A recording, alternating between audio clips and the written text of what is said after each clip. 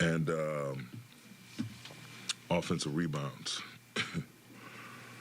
We did all right. Fast break points. They held them to single digits, but they had 18 second chance points, and they had 12 points off of our turnovers, 15 turnovers. So, again, you give them 30 points of things that you can control. You're probably not going to hold any team in the NBA to 0 offensive rebounds or 0 points off turnovers. But if you limit those two areas and try to take care of your business, and be disciplined and be forceful, in terms of putting bodies on bodies and not giving them second and third opportunities, you set yourself up, to have some sort of success and to have a chance at it at least. But Sacramento's a hell of a ball club. You take your hat off to them. Sabonis is playing at a very elite level. They have a well-balanced team, a well-balanced attack. And Mike is doing a phenomenal job. And, this is another opportunity for us to go back, take a strong look at what transpired, and, also being conscious of the fact that we're missing key figures out of our lineup as well. But even still, what could we have done better tonight in terms of things that we can control? And so we'll do that and tee it up and get ready to go play Charlotte. When you're missing guys, how do you try to fight back against if there's any loss of morale, or if you see guys, and do you think that seeps in at all No, yes, that's human nature, but it has to be about the spirit of competition, the spirit of being an NBA player, NBA coach, part of an NBA organization, and historic one at that, and just be excited about the natural elements that you get to be a part of. Everyone doesn't get to put a uniform on and play in the NBA. Everyone doesn't get to coach in the NBA. Everyone doesn't get to work in the NBA or be one of the, managers of the shop, so to speak, and be a part of a franchise, NBA franchise, let alone one such as the Lakers. So it's an honor to come out here every night and be a part of the purple and gold and to go out and try to make good things happen. And, again, things don't happen overnight. It's our 31st game. We have 51 games left, so we'll chip away and keep swinging the axe and keep building and trying to continue to lay the foundation that we've come into this with. But it's the spirit of competition that precedes everything, in my opinion. Darvin, I know we don't know a specific timeline on AD at this point, but this is 2 straight games where you guys have played playoff caliber teams. They've scored over 130 points.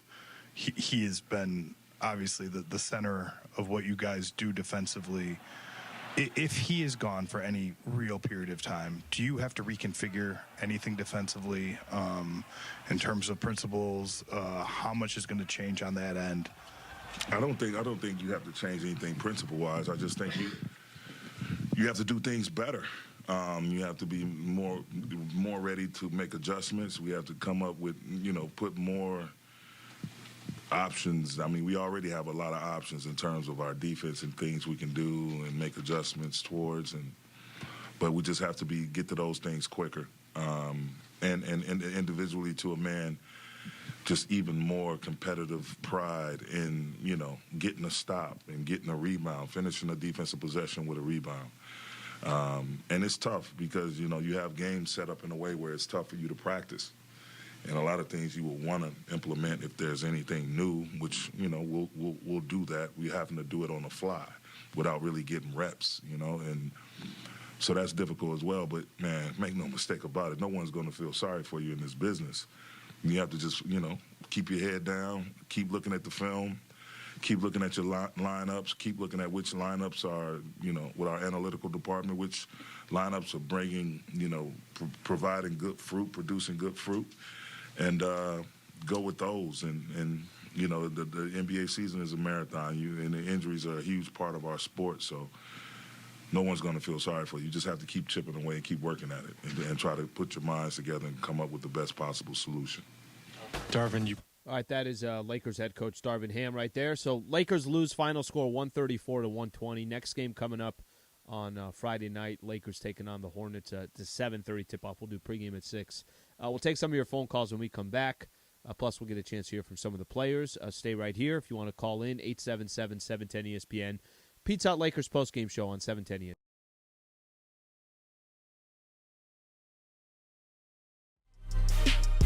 Hey, Laker fans, John Ireland here. Have you downloaded the new ESPN LA app?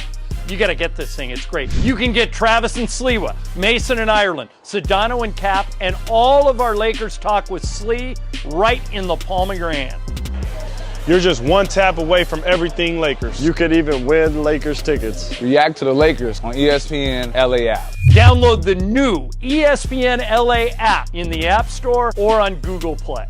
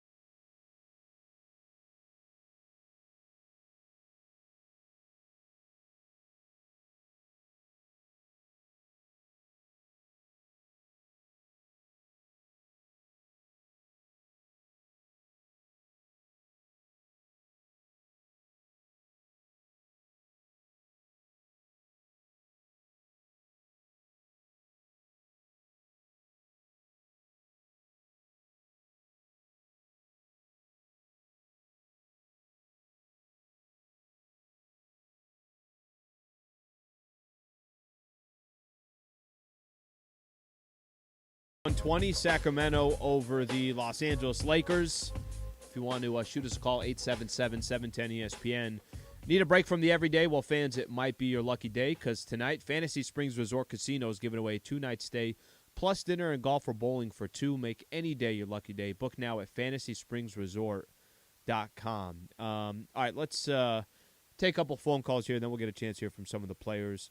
Let's go to Ken in Newport Beach. What's going on, Ken? Well, not much you can say about this game other than you probably shouldn't play none at all.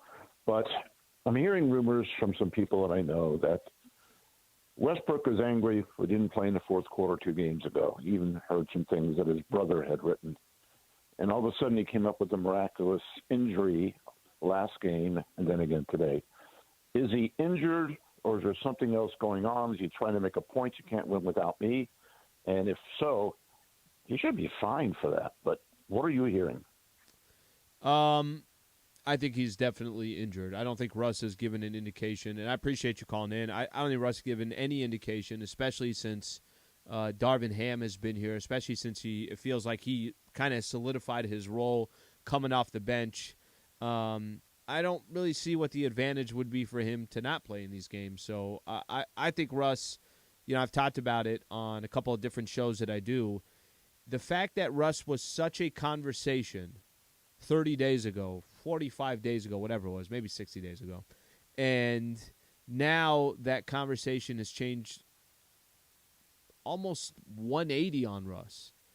And the fact that when you're at the arena at Crypto.com, now there's plenty of Laker fans that cheer Russ, where I don't think that was the case. Obviously when the season had just started, I feel like Russ has done as best as he can. Is he playing perfect basketball? No. Are the Lakers playing perfect basketball? They're obviously not.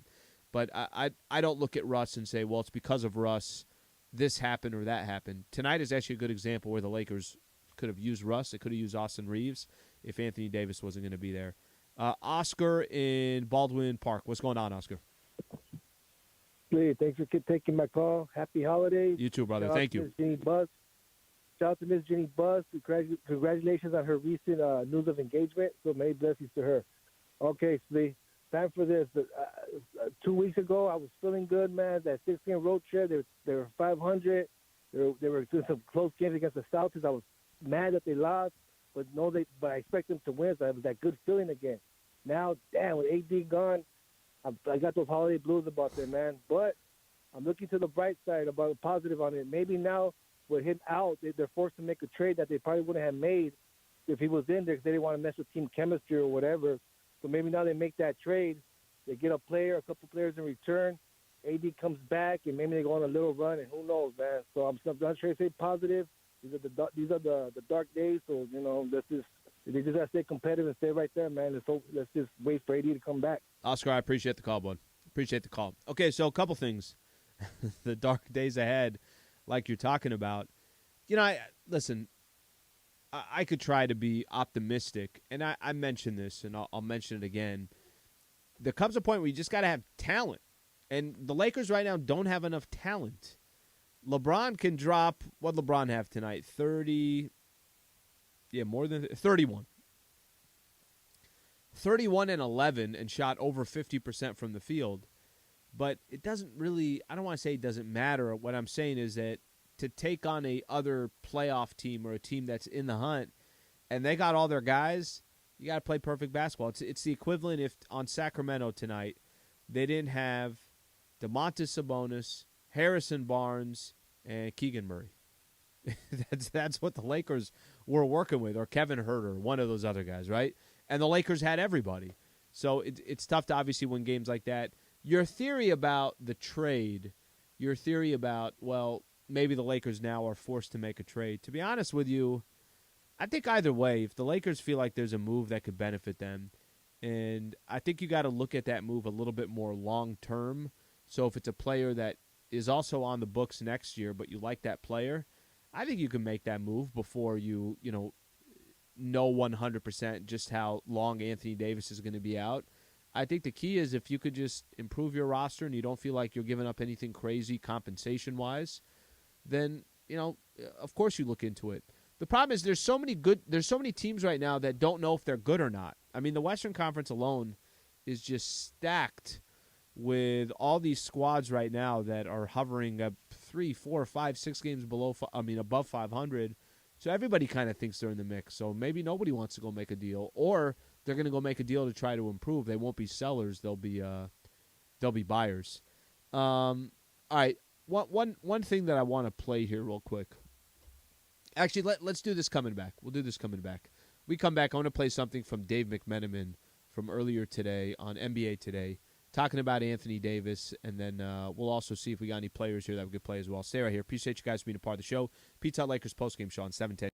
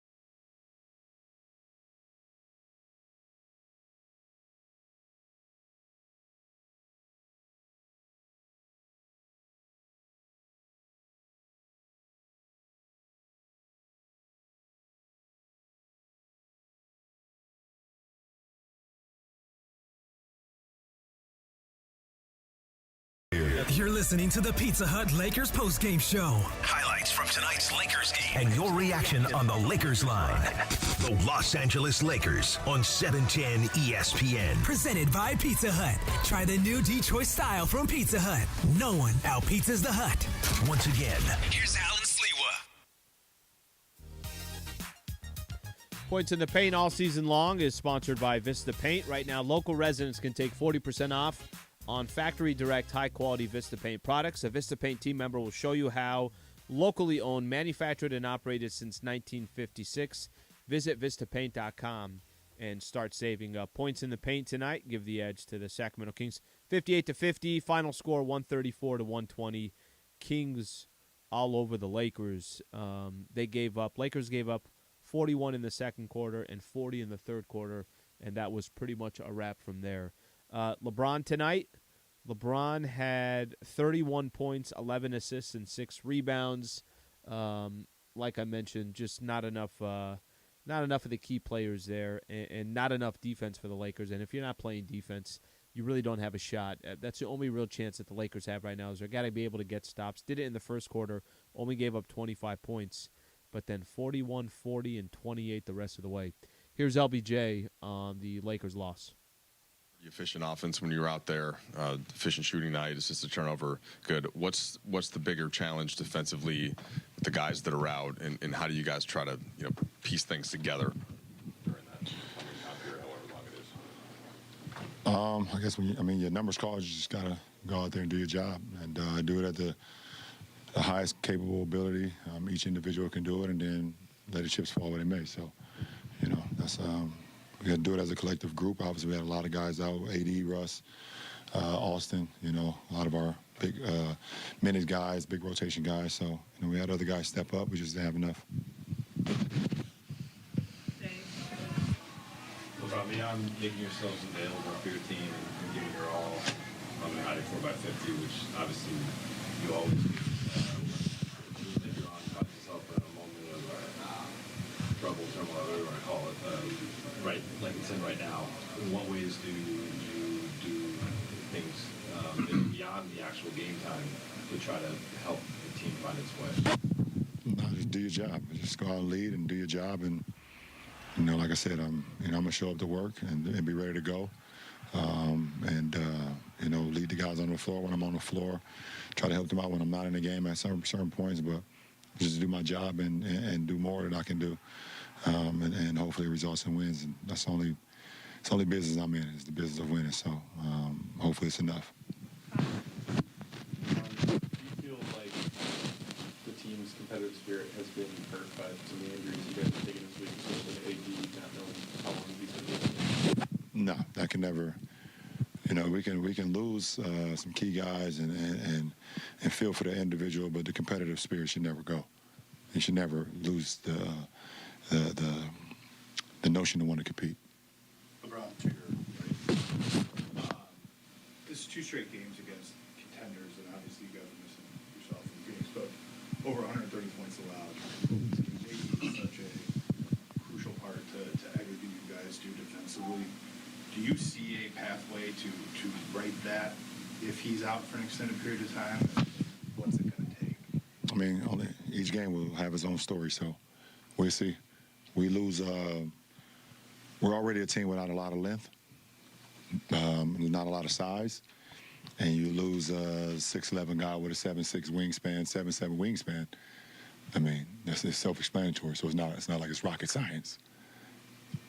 Is it overcomable? I guess if that's. It's a game situation. What does it mean to play here? This is year 20. Of course, your first baskets as an NBA player was here. So what does it mean when you come back here? It always has a special meaning, even though, it's a different arena, but, same feeling, same city. It was the beginning of my career, and it would always hold a special place in my heart,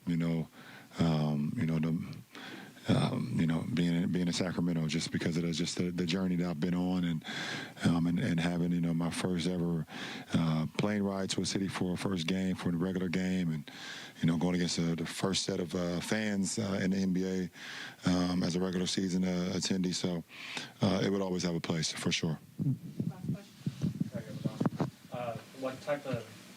What have you seen from the Fox and Sabonis duo tonight? What type of challenges did that bring on the defensive end? Very good. I mean, it's very very rare when a trade works well for both franchises, and the Tyrese Halliburton and Sabonis trade has worked well for both franchises, and I think De'Aaron and Demonis, they complement each other very well. I think what Sabonis' ability to be able to play at the elbow like his father used to do, his ability to pass, his ability to rebound and score, makes him very dynamic. And De'Aaron's speed, first of all, it gives him a lot of space because you don't want to step up because he will fly right by you. But his ability to make mid-range shots, and also he's added a little post-up to his game where he can shoot over guys that's smaller than him, elevating, makes him dynamic too. So, and then they just have guys around him that complements them. It's a lot of gaming within the game, and when you have space like they have, and Herder and obviously the Rook shooting the ball extremely well. You have Harrison Barnes out there that can spread the floor. It allows De'Aaron to get into the paint. It allows him to have space. It allows Demonis to have space when you have guys out there that can spread the floor. All right, that's LeBron James right there. Kind of breaking down the Sacramento Kings lineup. It's been an impressive start of the season for them. They're 18-13 on the season, or 17-13 on the season. So I mentioned I want to play this. This is from Dave McMenamin a little bit earlier today. He was on NBA Today and kind of giving the latest update on the Anthony Davis front. Take a listen. This is day 5 since Anthony suffered that right foot injury against the Denver Nuggets. He's on the trip to the Lakers, continuing to seek second opinion, third opinion, in order to figure out a course of action to get his foot right or in a place where he could contribute to the team.